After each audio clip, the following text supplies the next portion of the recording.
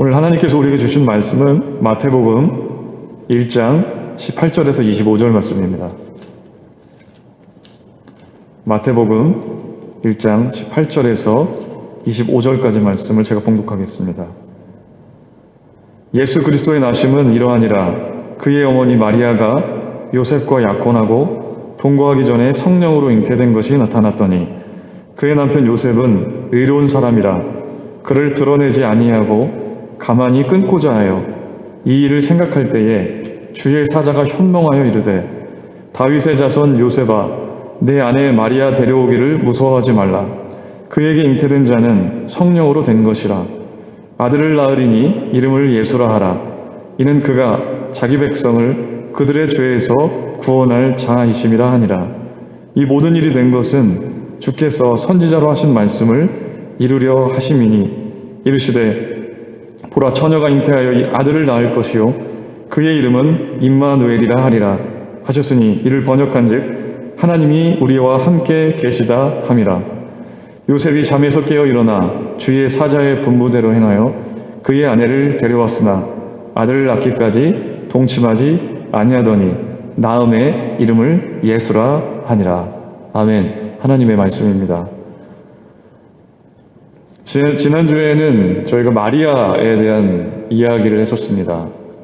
하나님께서 천사 가브리엘을 명하셔서 마리아에게 아주 어린 소녀였던, 우리가 생각하기에 12살, 13살 정도에 불과한 어린 소녀였던, 그것도 시골에 사는, 변두리에 사는 시골 소녀에게 나타나셔서 너를 통해서 메시아가 나시겠다라고 하는 그 수태고지를 받아들이는 것, 그것이 영광스러운 일이지만 결코 쉽지 않았던 일이었음에도 불구하고 순종했던, 그로 인하여 메시아가 아기 예수로 이 땅 가운데 오실 수 있었던 일이 일어날 수 있었음을 우리가 지난주에 배웠었습니다.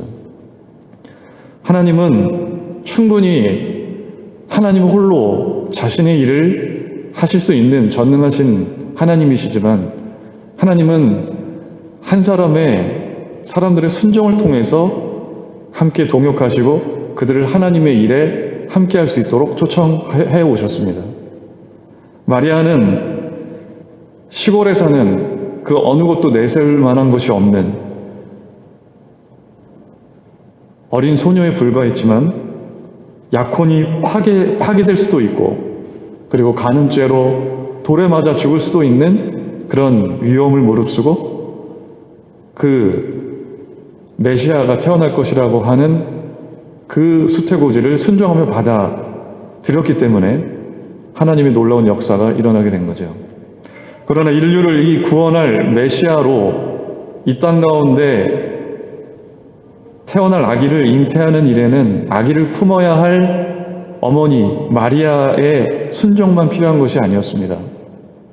또 한 사람의 순종과 협력이 있었기 때문에 하나님이 계획하신 아기가 하나님께서 구약에서 약속하셨던 아브라함과 다윗의 자손에서 날 것이라고 하는 그 언약의 성취를 이루고, 또 그렇게 그런 구약의 성취를 이루는 모습으로 메시아가 태어날 수 있게끔 했던 그 이면에는 요셉의 순종이라고 하는 것이 또 자리하고 있는 거죠. 주의 사자가 현몽하여 말한 마리아가 잉태된 것은 다른 사람과의 어떤 잘못된 불륜이나 간음으로 인한 것이 아니라 정말 하나님께서 성령으로 마리아가 잉태됐다라고 하는 것을, 그 신비한 사건을 머리로는 도저히 납득할 수 없는 그 일을 들은 즉시 믿음으로 반응해서 마리아를 아내로 맞아들였기 때문에 아기 예수님이 태어나셨을 때 그 아기 예수님이 요셉의 육신의 자손이라고 하는, 아브라함과 다윗의 자손이라고 하는 그 구약의 성취를 이뤄내실 수 있었던 거죠. 인간의 생각과 인간의 사고로는 전혀 이해할 수 없는 일이었지만 결코 따져서 묻고, 그게 그런 일이 어떻게 있을 수 있습니까? 의심하거나 거부하지 않고 순종할 만큼 요셉은 신앙적으로 준비되어 있는 그런 사람이었습니다. 우리가 하나님의 말씀에 순종한다라고 하는 것은 그만큼 우리가 신앙적으로 준비가 되어 있을 때 가능한 일이에요. 하나님이 어느 시대에 어느 순간에 정말 막중한 임무를 맡기실 때에 정말 차근차근히 지극히 작은 것이라도 하나님의 말씀을 순종하여 그런 믿음의 준비가 되어 있지 않은 사람에게 과연 하나님께서 말씀하신 그 위대한 구원의 계획의 한 가지를 하나님께서 맡기실 때 순종할 수 있을까? 그럴 수 없다는 거죠. 순종했던 사람들은 믿음으로 자신의 삶 속에서 끊임없이 하나님의 말씀을 경청하고 순종할 줄 알았던 그런 사람들이었습니다. 그래서 결정적으로 하나님께서 오셔서 명령하셨을 때 순종할 수 있었던 거죠. 오늘 본문의 말씀을 우리가 깊이 있게 이해하기 위해서는 먼저 앞부분을 우리가 살펴볼 필요가 있습니다. 앞부분 보면 정말 지루하다 할 정도로 1장 1절부터 17절까지 예수님께서 어떤 족보를 가지시고 이렇게 태어나셨는지에 대해서 이렇게 아주 긴 지면을 할애해서 기록을 해놨습니다. 1장 1절을 보면 아브라함과 다윗의 자손 예수 그리스도의 계보라 이렇게 말씀을 하고 있죠. 마태가 왜 이런 언급을 했을까요? 마태가 왜 이런 이름을, 물론 역사학자들에 의하면 이 중간중간에 몇 사람들의 이름이 빠져 있다고 하지만 마태로서는 당시의 역사 기록물들이 지금처럼 온라인으로라든지 풍부하게 있지 않은 그런 때에 최선을 다해서 이렇게 족보를 기록하려고 했던 이유는 무엇이었을까? 예수 그리스도의 탄생이라고 하는 것은 하나님께서 아브라함을 통해서 주셨던 그 언약, 네가 너를 통해서 모든 민족이 복을 받겠다라고 하는 그 언약이 예수 그리스도를 통해서 궁극적으로 이루어지게 됐다라고 하는 것을 강조하기 위한 것이고, 다윗의 자손 예수 그리스도, 하나님께서 다윗에게 약속하신 것이 있죠. 네 자손으로 하여금 영원한 왕으로서의 통치가 네 자손을 통하여 일어나게 하겠다라고 하는 그 약속이 예수 그리스도를 통하여 성취되도록 하시기 위한, 그것이 이루어졌다고 하는 것을 마태는 기록하고자 했던 거예요. 예수님은 이 땅 가운데 오셔서 비록 십자가에 달려 죽으시고 승천하셔서 우리 눈에 보이지 않지만 예수님은 여전히 하늘 보좌, 하나님 보좌 우편에 계셔서 우리를 중보하시고 살아계셔서 세상을 통치하시고 모든 인류가 구원을 받을 수 있도록 여전히 일하고 계시는 분이시라는 거죠. 바로 오늘 마태복음의 저자 마태는 그것을 말하고 싶었던 것입니다.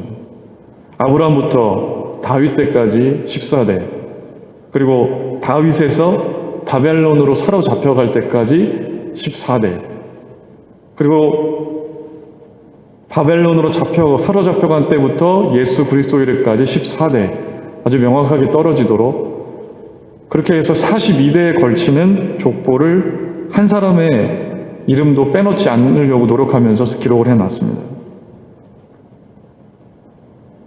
또 이렇게 기록해 놓은 이면에는 또 하나의 목적이 있는데, 그것은 뭐냐면 하나님께서 선지자들 통해서 구약에서 예언되었던 그런 선지자들 통해 예언되었던 것을 이루시고자 하는, 그리고 그것의 성취라고 하는 것을 분명히 보여주시고자 이렇게 긴 지면을 할애해서 족보를 기록해 놓은 것입니다. 그래서 1절부터 17절까지가 우리가 그냥 이름만 나열되어 있는 것 같지만 마태가 말하고자 하는 것은 예수님은 언약의 성취로 드러나오신 분이다. 예수님, 하나님께서 구약을 통해서 오래전부터 약속을 통해서 주셨던 말씀을 성취하신 것인데, 그것이 바로 예수 그리스도를 통해서 온전히 성취되었다. 그리고 18절부터 23절까지의 말씀은 1절부터 10절까지의 말씀은 예수님의 그런 육신적인 혈통의 기원이 어디에서 근원하는지를 보여주는 것이라면 18절부터 20절, 이 3절까지 오늘 우리가 읽었던 말씀은 예수님께서 육신적인 기원만 갖고 계신 분이 아니라 하늘의 기원을 두신 분이다. 신적 기원을 갖고 계신 분이라는 것을 보여주기 위해서 오늘 본문의 말씀을 기록해 놓은 것입니다.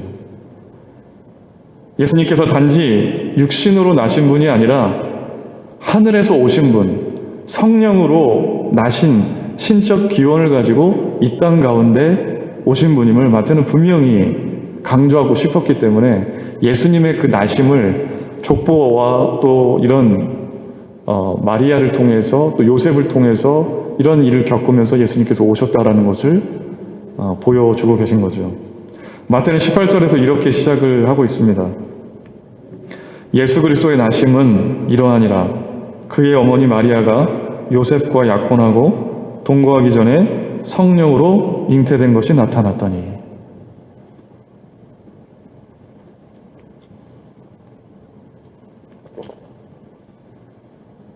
여기서 나심은 게네시스라는 단어를 쓰거든요. 게네시스를 단하는 단어를 쓰는데 이 게네시스는 우리가 창세기를 영어로 제네시스라고 하죠. 그것과 같은 말입니다. 그래서 이 나심은 우리가 추측하듯이 아기가 태어나심을 말하는 게 아니라 그렇게 좁은 개념이 아니라 어머니 마리아가 요셉과 예수님의 근원이 무엇인지 예수님의 기원이 무엇인지 더 큰 개념으로 나심을 이해할 필요가 있습니다. 예수님께서 이렇게 태어나신 단순히 작은 개념이 아니라 예수님께서 어디에서 근원이 되어 오셔서 이 땅 가운데 오셨는지를 말하기 위해서 이 단어를 쓴 거죠. 지난주에도 살펴봤지만 약혼이라고 하는 것은 사실상 신랑 신부가 아직 같이 살지는 않지만 결혼한 것과 다름없는 것이라고 말씀을 드렸었습니다. 신랑 신부의 양가가 자녀들을 혼인시킬 것을 합의하고 약혼을 합니다. 이 당시에. 지금의 약혼과 비슷하지만 당시에는 더 구속력이 있었어요. 그래서 두 사람의 약혼이 죽음이라든지 한 사람이 죽는다든지 파혼을 한다든지 그런 거에 의해서만 약혼이 깨질 수 있었고 다른 조건으로는 결코 약혼이 깨어질 수가 없었습니다. 이 약혼한 기간에는 예비 신랑과 예비 신부가 서로 부부관계를 결코 맺을 수가 없었어요. 약혼을 하면 1년간 따로따로 각자 부모와 함께 살면서 각자 한 가정을 꾸려서 살아가야 할 준비를 하게 되는 거죠. 만약 이 약혼 기간 동안에 신부가 될 사람이 임신하는 것이 드러나게 되면 결혼은 파기됐어요. 마리아와 요셉은 결혼을 하기로 약속한 상태였기 때문에 아직 부부관계를 갖지 않은 상태에서 마리아가 임신을 하게 된 거죠. 요셉은 단번에 그 아이가 자기 아이가 아니라는 것을 분명히 알 수밖에 없었습니다.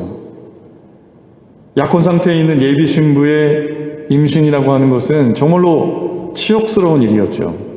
신부에게뿐만 아니라 신랑 될 사람에게도 이런 일은 일어나지 말아야 할 아주 가족에게는 불명예스러운 그런 일이었습니다. 요셉은 그래서 즉각적으로 마리아와 파혼할 권리가 분명히 있었어요.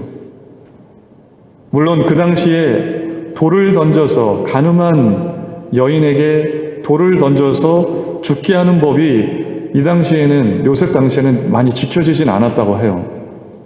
그렇지만 엄연히 율법에 따르면 간음죄는 돌에 맞아 죽어야 하는 것일 만큼 아주 크나큰 범죄였습니다. 마리아가 자신의 임신 사실을 요셉에게 알려왔을 때 요셉은 인간적인 그런 고뇌와 수치심과 어떻게 저 사람이 나를 배신하고 다른 사람의 아이를 가질 수 있었을까? 너무나도 괴로웠을 거예요. 그런데 이러한 일을 지켜봤던 요셉은 어떻게 반응했나요? 정말 율법에 명한 대로 화가 나니까 배신감에 사로잡혀서 수치심이 극에 달아서 나랑 어떻게 결혼할 여자가 저럴 수 있나? 저 여자는 돌에 맞아 죽어야 할, 너 싸. 돌에 맞아 죽어도 싸. 그렇게 생각하고 사람들에게 고발해서 재판에 회부시켜서 돌에 맞아 죽게 할 수도 있었어요. 그러나 오늘 본문 19절을 보면 이렇게 말하고 있죠. 그의 남편 요셉은 의로운 사람이라 그를 드러내지 아니하고 가만히 끊고자 하여 이렇게 처사를 했습니다. 여기서 마태는 요셉을 의로운 사람이라고 묘사를 했습니다. 유대인들에게, 바리새인과 서기관들에게 의라고 하는 것은 하나님의 율법을 처음부터 끝까지 쫓아서 경건하게 하나부터 끝까지 다 지키는 것을 말해요. 율법에 따르면 아까도 말씀드렸듯이 가늠한 여인은 돌에 맞아 죽어야 하는 것이 당시 법이었죠. 그러니까 요셉이 의로운 사람이라고 했다고 한다면 율법에 따라서 마리아가 고발을 당해서 돌에 맞아 죽게 하는 것이 맞았을 거예요. 율법을 잘 지켰던, 그래서 의로운 사람이라고 칭해진 요셉이 마리아를 공개적으로 고발하고 돌에 맞아서 죽음에 이르게 하지 않고 드러내지 않고 가만히 끊고자 했던 것은 어떻게 보면 앞뒤가 맞지 않는 얘기죠. 요셉은 의로운 사람이라고 했는데 가만히 끊고자 했기 때문에. 이것은 왜 그런가 하면 마태가 생각했던 의와 당시의 바리새인들과 서기관들이 생각했던 의가 달랐기 때문입니다.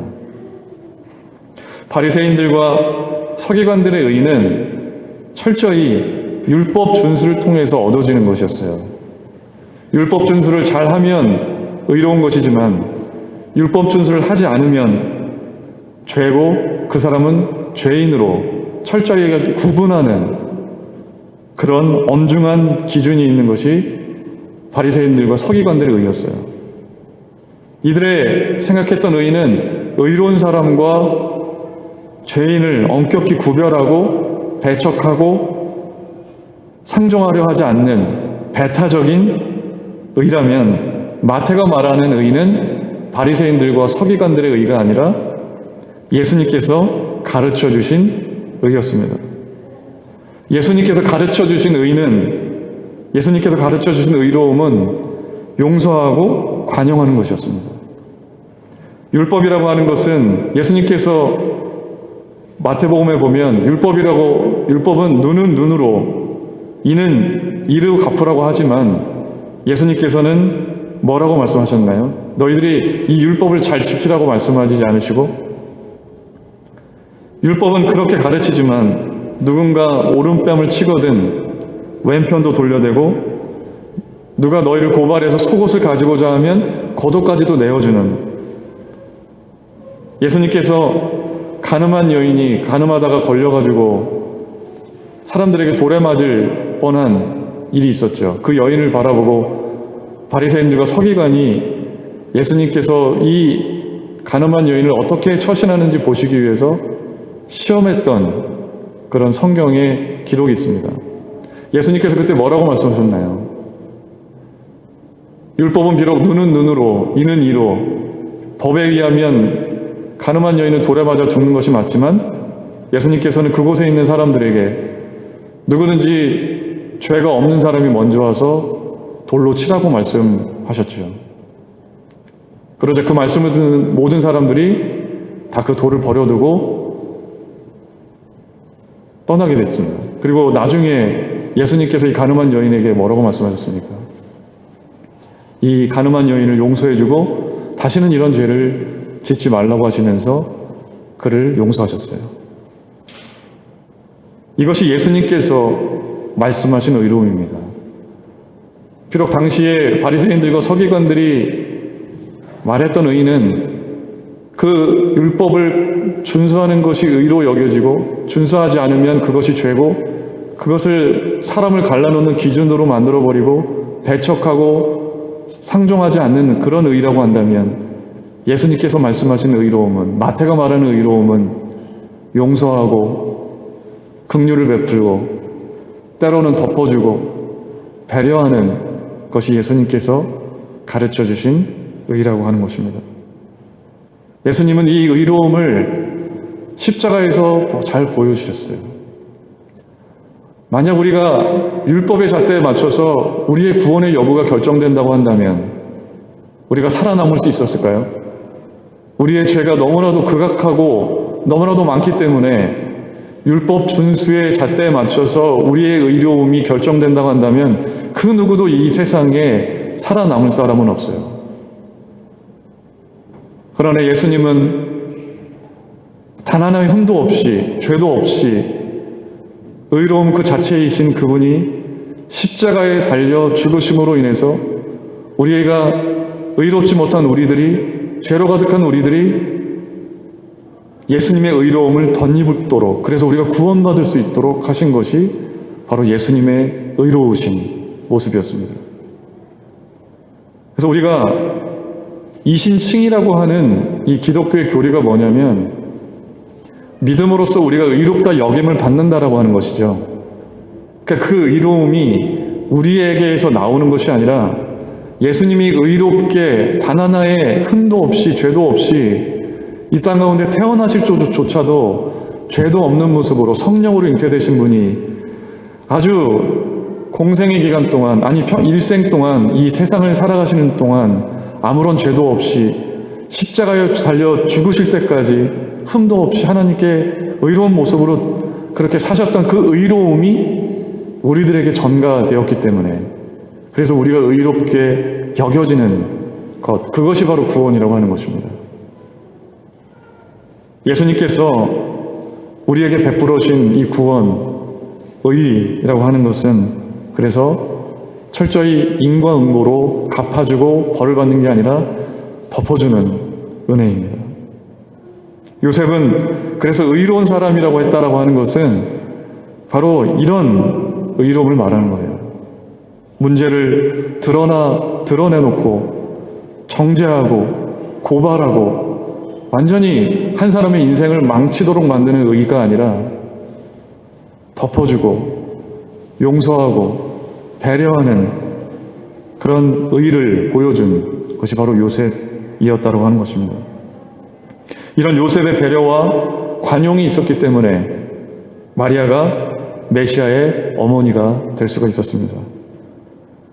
오늘날 우리는 얼마나 많은 미디어, 댓글 이런 곳에서 정말 조그만 잘못한 거 가지고 악성 댓글과 사람들을 공격함으로 인해서 수많은 사람들이 고통받고 때로는 삶을 마감할 정도로, 자기가 자신의 손으로 삶을 마감할 정도로 그렇게 몰고 가는 수많은 그런 지적과 비판과 그런 시대 속에서 우리가 살아가고 있는데 우리는 이 요셉의 자세를 배울 필요가 있습니다. 덮어주고 배려하고 용서하고, 그것이 바로 예수님께서 십자가를 통해서 우리들에게 보여주신 의입니다. 이어서 20절에서 21절까지 말씀을 저희가 함께 보기를 원합니다.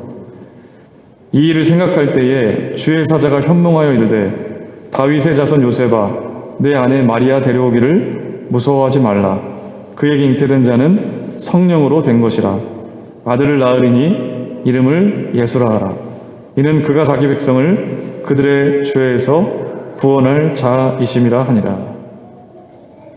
주의 사자가 요셉에게 나타나서 그에게 잉태된 자는 성령으로 된 것이라는 것을 주의 사자가 현몽하여 나타나서 요셉에게 잘 설명을 해줍니다. 그리고 요셉의 오해가 풀렸겠죠.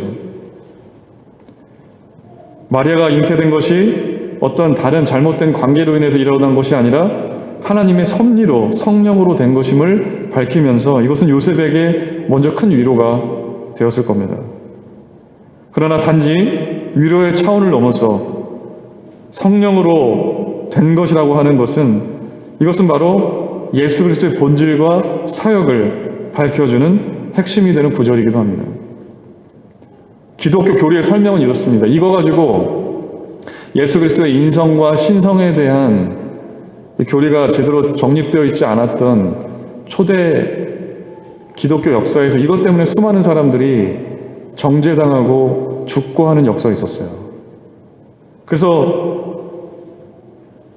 정리된 결과는 뭐냐면 이렇습니다. 인간은 죄로 말미암아 멸망할 수밖에 없는 존재들이었다.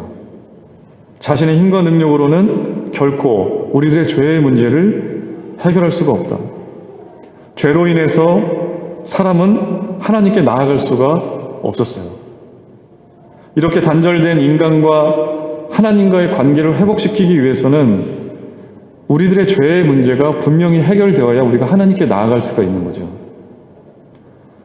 그런데 단 하나의 흠도 없으신, 죄가 없으신 분이 우리의 죄를 대속하시기 위해서는 죄가 없는 분이 하나님께 제물로 드려져야 했어요. 아담과 하와의 죄로 인해서 인간의 육신으로 태어난 모든 후손들은 죄로부터 자유로울 수가 없었어요. 죄를 안고 태어날 수밖에 없었어요. 성 어거스틴은 이것을 원죄라는 교리를 가지고 설명을 했습니다. 우리는 태어날 때부터 죄를 가지고 태어났어요. 죄가 없으신, 거룩하신 하나님과 같은 분이 우리를 위해서 인간의 모습을 가지셔서 죽으셔야, 제물이 되어셔야만 우리의 죄가 대속받을 수가 있었던 거죠. 그래서 하나님은 구약의 언약을 성취하시기 위해서 인간의 모습으로, 요셉의 자손으로 아기 예수가 나오도록 계획하셨을 뿐만 아니라 성령으로 된 동정녀 마리아의 잉태라는 신비를 통해서 예수 그리스도, 하나의 흠도 없으신 하나님과 같은 분이 인간의 몸을 입고 하나님 앞에 제물이 될 수 있도록 그렇게 섭리하셔서 아기 예수가 이렇게 태어나신 것입니다.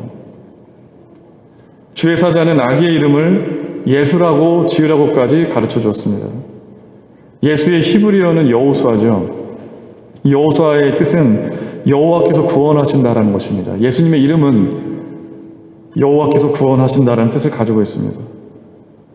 예수님께서 이 땅 가운데 이렇게 오시게 된 것은 로마로부터, 당시에 다른 나라로부터 정치적인 압제로 고통받고 있는 그런 정치적 압제를 해결하기 위해서 오신 것이 아니었습니다. 예수님은 이 세상에서 어떠한 기독교 제국을 건설하시기 위해서 이 땅에 오신 것도 아니었습니다. 예수님은 인간이 가장 고통받고 있는 죄의 문제를 해결하시기 위해서 이 땅 가운데 오셨습니다. 우리 인간에게 가장 큰 고통은 무엇입니까? 자신의 죄의 문제를 해결하지 못한 거예요. 죄가 죄인지 모르는 게 비극이고 가장 큰 고통입니다. 저는 제가 중학교 2학년 때 예수님을 인격적으로 만나고 그때 회심했지만 여전히 죄인이었고 죄에 대해서 잘 몰랐던 것 같아요. 제가 그렇게 교만한지 몰랐어요. 청년 시절에 성가대에서 정말 베이스 파트로 오랜 시간 봉사하고 유초등부 교사로 사역을 했었어요. 다른 사람이 볼 때는 정말로 신앙이 좋아 보이고 성실해 보이는 그런 모습이었을 겁니다. 어린 시절 유아세례도 받고 크게 청소년 시기에 방황하지 않고 주일 예배를 거의 빠뜨리지 않고 계속 다녔어요. 말씀도 얼마나 많이 들었겠어요. 예수님에 대한 이야기, 십자가에 대한 이야기, 죄에 대한 이야기를 얼마나 많이 들었습니까? 그런데 제가 얼마나 교만한지 몰랐어요. 저는 제가 노력하면 뭐든지 다 이룰 수 있다라고 하는 그런 생각에 빠져 있었어요. 예수님이 좋은 분이시라는 걸 알아도 예수님이 내 인생의 주인으로 모시지를 못했어요. 인생의 큰 결정의 몫은 항상 내 뜻이 더 중요하다고 생각했어요. 하나님이 내 인생에 개입하실 여지를 드리지 않았어요. 그런데 하나님께서 저에게 질병을 주셔서 건강을 잃게 하셨어요. 저는 그때까지 내가 꿈꿨던 내 인생의 계획이 와르르 무너지는 것을 경험했어요. 그때 많이 아팠지만 저는 하나님께서 저에게 그 아픔을 주신 것을 되게 감사하게 여깁니다. 그렇게 아프고 질병을 얻게 되니까 내가 얼마나 무력한 존재인지, 하나님 없이는 내 인생의 분명한 삶의 목적과 내가 세운 인생의 목적과 의미가 아무런 의미가 없고, 하나님께서 가라고 하시는, 명하시는 그 삶의 길을 쫓아가는 것이 가장 고귀한 길이라는 것을, 내가 내 뜻대로 살아가려고 했던, 내 의지대로 살아가려고 했던 그 아집이 얼마나 하나님 앞에 큰 교만인지 깨닫게 되는 시간이 분명히 있었어요. 지금 생각해보면 그때가 얼마나 내 모습이 추악하고 더러운지, 그때는 그런 걸 몰랐던 거죠. 내가 얼마나 교만한 사람인가, 얼마나 내가 추악한 사람인가. 인생에서 가장 큰 고통은 죄가 죄인지 모르는 거예요. 내가 어떤 죄에 빠져 있는지 모르는 거예요. 그때 얼마나 하나님 앞에 눈물을 흘리면서 회개했는지 모릅니다. 우리가 예수님을 정말로 진정으로 영접하게 되면 내 안에 얼마나 추악한 것이 도사리고 있는지 보게 되고 깨닫게 하십니다. 내가 얼마나 하나님과 상관없이 사는지, 얼마나 내가 교만한지, 얼마나 미움과 시기와 온갖 부정한 것들이 가득한 삶이었는지를 하나님께서 보게 하시고 깨닫게 하세요. 그리고 주님 앞에 회개하게 하시고 구원의 길을 걸어갈 수 있도록 우리를 인도하시는 분이 바로 예수님이십니다. 예수님은 그 일을 하기 위해서 오신 거예요.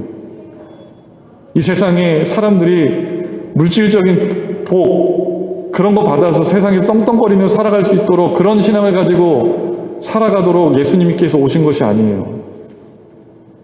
여전히 죄의 굴레로, 여전히 한 발은 교회 문턱에, 한 발은 죄의 사슬에 매여 있는 것을 보게 하시고, 죄로부터 끊어진, 그래서 하나님과의 정말로 친밀한 관계 안에서 그것이 진정한 행복이라고, 그리고 구원을 받으라고 우리들에게 알려주시고 구원하시기 위해서 예수님께서 이 땅 가운데 오신 것이라는 것입니다. 다시금 우리가 아기 예수의 탄생을 기다리면서 우리가 기억해야 될 것은, 이 성탄절의 훈훈한 따뜻한 분위기를 누리면서 선물을 주고받고 그것도 좋은 기쁨이지만, 우리들의 죄가, 아기 예수님이 왜 이 땅 가운데 오셨는가, 오늘 본문의 말씀처럼 사람들을 구원하시기 위해서, 우리들의 죄를 사하시기 위해서 이 땅 가운데 오셨다는 것을 기억하고 깨닫고 주님 앞에 회개하고, 우리가 여전히 죽음의 두려움 속에 사로잡혀서, 세상의 굴레에 사로잡혀서 살아가는 게 아니라 구원의 확신에 이르고 구원의 기쁨 속에서 살아가는 그런 절기가 되기를, 저와 여러분의 절기가 되기를 간절히 축원합니다. 그리고 마지막으로 23절에서 보라, 처녀가 잉태하여 아들을 낳을 것이요 그의 이름은 임마누엘이라 하리라 하셨으니, 이를 번역한즉 하나님이 우리와 함께 계시다 함이라. 예수님이 오신 이유는 우리를 구원하시기 위해서뿐만 아니라 우리와 함께 하시기 위해서. 예수님은 우리와 함께 계시는 분이신 줄 믿습니다. 제가 소명교회에 처음 왔었던 순간이 기억이 납니다. 그때 이 수도원 같은 오랜 전통이 있는 우리 정준호 목사님께서 40년 전에 이곳에서 교회를 개척하시고 수많은 사람들의 기도가 배어있는 이곳에 처음 들어섰을 때 저는 어떤 느낌이 들었냐면, 하나님이 정말 이곳에 계신 것 같은 느낌이 들었어요. 그래서 처음에 유학을 와서 이제 막 적응하고 정신없고 한국에서의 그런 정치를 전혀 느낄 수 없는 그런 상황이 여기 왔을 때 하나님이 정말 살아계심을 느끼면서 하나님 앞에 이렇게 눈물을 흘리면서 기도했던 그때가 생각이 납니다. 하나님은 분명히 살아계시고 우리들과 함께 하시고 우리들을 인도하시는 그 분이신 줄 믿습니다. 우리들과 함께 하시기 위해서 예수님은 오셨다는 사실을 여러분 기억하시기 바랍니다. 사랑하는 우리 소명교회 성도 여러분, 인류의 구원을 위해서 메시아를 이 땅 가운데 보내시는 일에 마리아뿐만 아니라 요셉의 순종, 요셉의 의로움이 있었기 때문에 하나님은 이 역사를 이루실 수 있었습니다. 우리들도 우리의 머리로 이해할 수 없는 일이 있을지라도 그것이 하나님의 부르심이라고 한다면 순종할 수 있는 자들이 되기를 바랍니다. 관용과 긍휼의 의로움을 가진 우리 모두가 되기를 바랍니다. 예수님은 구원하시기 위해서 오셨고 하나님이 우리와 함께 하신다는 사실을 보여주시기 위해서 오셨음을 이 성탄절을 맞이해서 다시금 깨닫고 되새기시는 시간이 되기를 바랍니다. 함께 기도하겠습니다. 사랑의 주님, 감사드립니다. 오늘 이 시간에 이렇게 다시금 성탄절을 앞두고 강림절 4주를 보내면서 아기 예수님이 이 땅 가운데 오신 그 귀중한 사실을 왜 오셨는지에 대해서 깨닫게 하시고 또 의로운 요셉을 통해서 메시아가 이 땅 가운데 오는 역사를 이루시는 놀라운 광경을 보게 하시니 감사드립니다. 하나님 앞에 정말 우리들이 진실되게 신앙생활할 수 있도록 이끌어 주시옵소서. 하나님, 우리에게 구원의 확신을 주시고 구원의 기쁨을 회복시켜 주시옵소서. 하나님 앞에 우리가 빈손으로 오지 않고 귀한 예물을 준비하여 하나님 앞에 드립니다. 하나님께서 하늘에서 받아주시고 하나님 나라를 위하여 귀하게 써 주시옵소서. 예수님의 이름으로 기도드렸습니다. 아멘.